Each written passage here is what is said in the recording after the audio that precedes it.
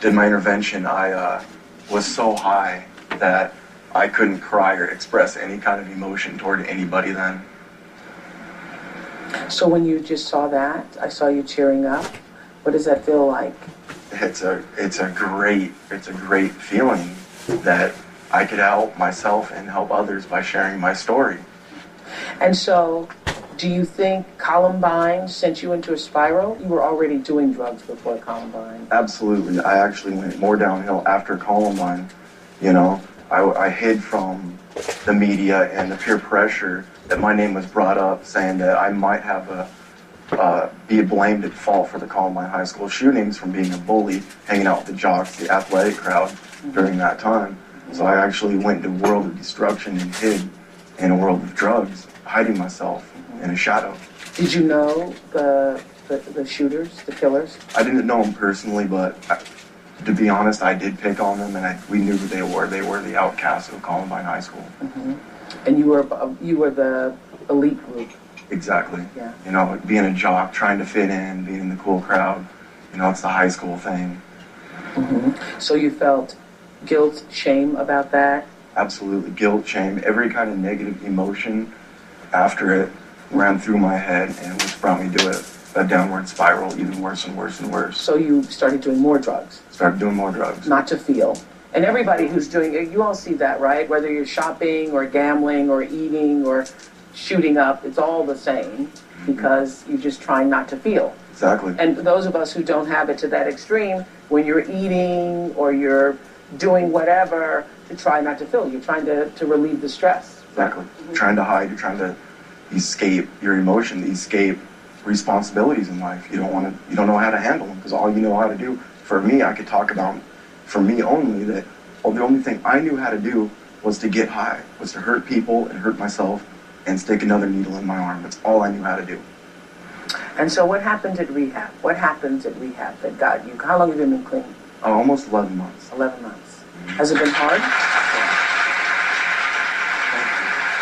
It's been really, really hard.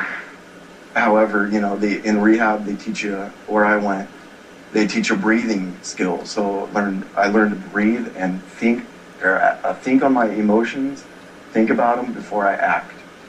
So is it hard watching yourself shoot up there? It's really hard. However, my pain in my past actually is a motivator for what I'm doing today. How so? I look at it and I don't want to bring myself to that low again and hurt myself or hurt my family or anybody around me again. Did you realize at the time when you were shooting up 8 times a day, did you realize how much you were hurting your family? I did, but the drug was my soulmate. I didn't care. I used it to not care that if they cared about me or not. It didn't bother me one bit. So you couldn't stop yourself. That is what addiction is. It's what addiction is. Yeah. I couldn't stop it. But your family obviously loved you and was willing to fight for you. Absolutely. And I'm grateful that they're still here and I'm still alive today. So what are you going to do with your life? Yeah, I'm diving. I'm going to be a dive instructor within the next year. Yeah. And so when you dive, does that give you some release? Absolutely. It takes focus. I do have cravings, so it takes focus off my past and puts focus into my future and what I want to become. What does it feel like down there? It's a whole new world. It's a new world. It gives me my own high of excitement and learning.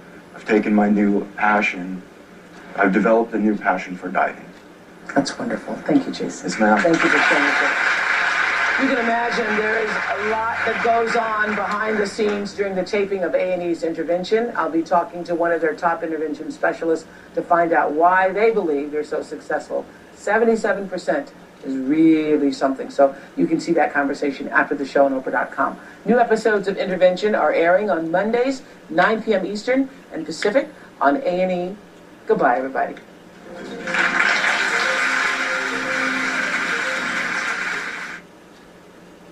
Today on an all-new Dr. Phil. The biggest mistakes you don't know you're making with your child. Picky eaters. You're not going to guilt-induce him into liking something. Bossy behaviors. She's gone through my underwear drawer. What did you find in there? Inappropriate underwear. Battles over clothes. You wear these.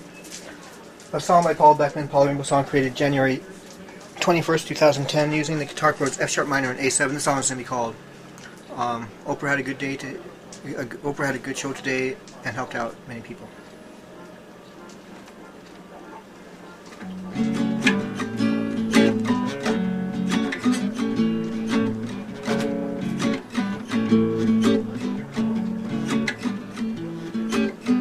Well, Oprah had a good show today.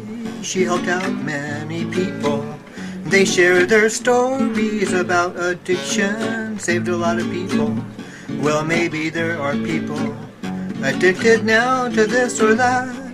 Well, they were examples who came with that, who broke free from the chains, breaking free from the chains.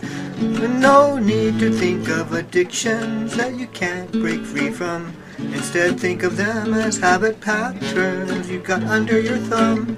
It's easier to break a pattern than to break an addiction. Once you stop thinking of things as addictions, they're only patterns within your grasp to break. Whoa, within your grasp you can break. It's merely a habit pattern.